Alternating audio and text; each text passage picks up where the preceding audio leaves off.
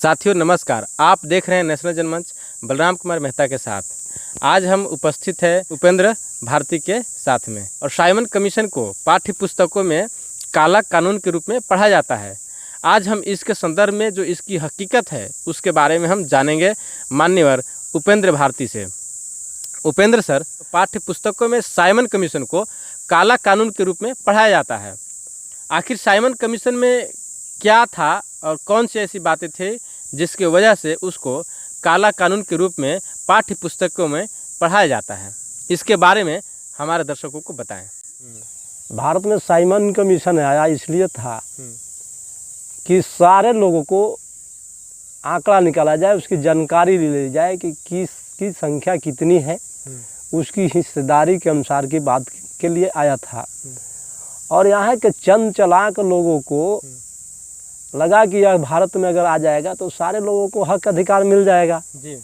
इसलिए जो इतिहासकार थे उस समय, जो इतिहास लिखने वाले जो लोग थे, जो हमारा दुश्मन थे, वह इसलिए काला कानून के पुस्तक में डाल दिया कि साइमन कमीशन जो है से कि काला कानून है, बैग आउट है। हमारे SC ST OBC के लोगों को इसके बारे में जानकारी नहीं होने दिया गया और इसीलिए उजाला न करके बिल्कुल उसको काले कानून के रूप में जैसे कि हमारे बच्चों को स्कूल में पढ़ाया गया, प्रचारित किया गया। और हमारा जैसे कि बच्चा जब पढ़ा कि साइमन कमीशन काला कानून था, वह उसको यह नहीं बताया गया कि हमारे SC ST OBC के लोगों के हक अधिकार के लिए देने के लिए साइमन कमीशन भारत में आया था। साइमन कमीशन को गो बैक का जब ऐलान किया गया तो हमारी जो हिस्सेदारी और भागीदारी की बात था जी, वो हमें नहीं मिल पाया गया, हमारी पूरी आंकड़ा आ नहीं पाया। 1931 की जनगणना के अनुसार आज बताया जाता है कि बैकवर्ड क्लास के जो है 52% हैं, शेड्यूल कास्ट के और शेड्यूल ट्राइब के 22.5% हैं, 3.5% ब्राह्मण हैं, क्षत्रिय हैं, वैश्य हैं, ये सारे लोग मिलाकर के 15% हैं। तो हमारी हिस्सेदारी OBC को नहीं सही सलामत पता चल पाया। तो क्या मतलब ये जो हिस्सेदारी थी, ये हिस्सेदारी की संख्या और बढ़ सकती थी? मतलब जो 85% कहा जाता है तो 85 से भी आगे बढ़ सकता था जनसंख्या? हाँ, हो सकता था कि जनसंख्या का ज़्यादा बढ़ जाता। आज भी जनसंख्या हो रहा है, आज भी जनगणना हो रहा है, तो उसमें जाति धर्म लिंग लिखा रहता है और उससे पता चलता है कि ये धर्म को मानने वाले हैं, ये धर्म को मानने वाले हैं। तो जो दलित पिछड़ी जाति के जो लोग थे, जो शोषित जमात के जो लोग थे, उन लोगों की जनसंख्या को कम करके दिखाया गया ताकि इनकी भागीदारी जो है वहाँ से छीना जाए, वहाँ से उसको कटौती किया जाए। बिल्कुल, मकसद तो यही रहा होगा ना, बिल्कुल शासक वर्ग थे। बिल्कुल, आज भी वही हो रहा है। हमारी जो है कि जनसंख्या आज देख रहे हैं कि भारत में जानवरों की गिनती होती है, OBC की गिनती नहीं होती है। OBC 52% है की संख्या बता रहे हैं, लेकिन 1931 की जनगणना के अनुसार, आज की जनगणना के अनुसार नहीं बता रहे हैं। इसलिए भारत में बहुत बड़ा नुकसान हुआ साइमन कमीशन को गो बैक जाने के कारण। सर, साइमन कमीशन देश में आया और कई तरह के यहाँ पे उत्पात मचाया गया देश भर में, और बाद में फिर पूना पैक्ट देश में हुआ गांधी और अंबेडकर के बीच में। तो बाबा साहब अंबेडकर और गांधी के बीच में जो पूना पैक्ट का समझौता हुआ, उस समझौता का दुष्परिणाम क्या हुआ? उस समझौता क्या था? समझौता जो साइमन कमीशन 4 मांग दिया था, उस मांग में से 4 मांग में से गांधी जी ने अनशन किया। बहुत से दलित पिछड़ों को, गांव बस्तियों को जलाया गया, अम्बेडकर के विचारधाराओं को मानने वाले लोगों को मारा पीटा गया। और हमारी दुर्दशा हुई कि जो पृथक निर्वाचन क्षेत्र मिला था वो आज हमारे दलाल भेड़वे सांसद विधायक पैदा हो गए। जैसे मान लीजिए कि 132 को आपको पार्लियामेंट में सांसद हैं जी, 1050 जो है से कि MLA हैं, लेकिन एक भी जो है से कि शेड्यूल कास्ट के नाम पर बोलने का काम नहीं करता है, वो हमारे दुश्मन के चुना हुआ जाता है।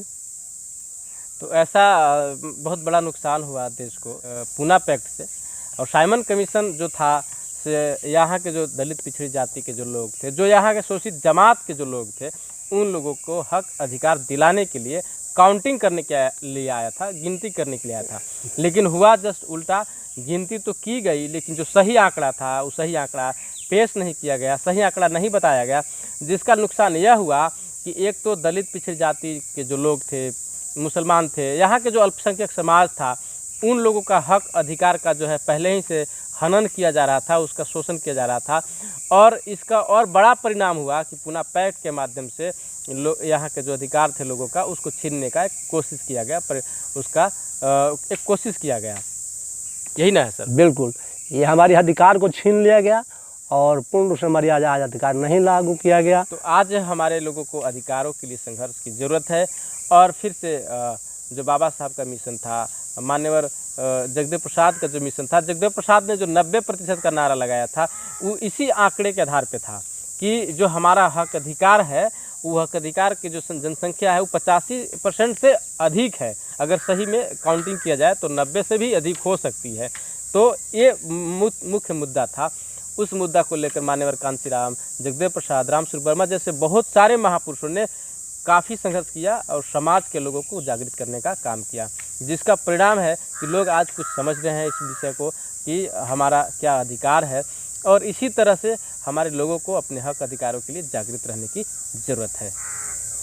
बिल्कुल, जब तक हम जितने 85% के लोग हैं, SC ST OBC के लोग, अगर ये 6743 जाति के रूप में हम बटे रहेंगे तो हमको शोषण होते ही रहेगा। हमारे महापुरुष भी इसी तरह से मरते गए, इसलिए दुश्मन जैसे कि हमारे महापुरुषों को मारते गए। इसलिए हम तमाम भारतवासी के जितने SC ST OBC हैं, वो सारे जो है से कि एक विचार के आए, एक मंच पर आए और जो हमारी लड़ाई है उस लड़ाई को समझें।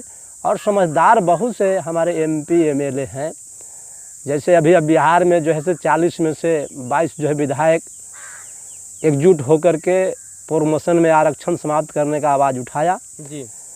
तो उसी तरह से मैं आग्रह करूंगा कि हमारे जितने 1050 विधायक और 132 शेड्यूल कास्ट के और शेड्यूल ट्राइब के हैं जी। और अदर बैकवर्ड क्लास के जो लोग हैं जी। वो सारे लोग एकजुट होकर के लड़ाई लड़े पार्लियामेंट और विधानसभा में। तो हमारा जगदेव प्रसाद का, मानवर कांशीराम साहब का, तथागत गौतम बुद्ध का, छत्रपति साहू जी महाराज का, तमाम हमारे महापुरुषों का जो कार्य था, जो उद्देश्य था, वह पूरा होगा। समाज में समता स्थापित होगा, लोगों का हक अधिकार मिलेगा, लोगों को मान सम्मान बचेगा। तो इसलिए लोगों को एकजुट होना चाहिए, ऐसा भारती जी का कहना है। साथियों, धन्यवाद। नेशनल जनमंच को देखते रहें और हमारे इस चैनल को लाइक करें, कमेंट करें, शेयर करें, सब्सक्राइब जरूर करें और बगल में जो बेल आइकन की घंटी है उसको भी बजाना न भूलें, ताकि हमारा जो वीडियो का नोटिफिकेशन होगा, संदेश होगा, आपके तक सबसे पहले पहुंच पाए। धन्यवाद। साथियों, नेशनल जनमंच को सब्सक्राइब करें, साथ ही बेल आइकन की घंटी को बजाएं।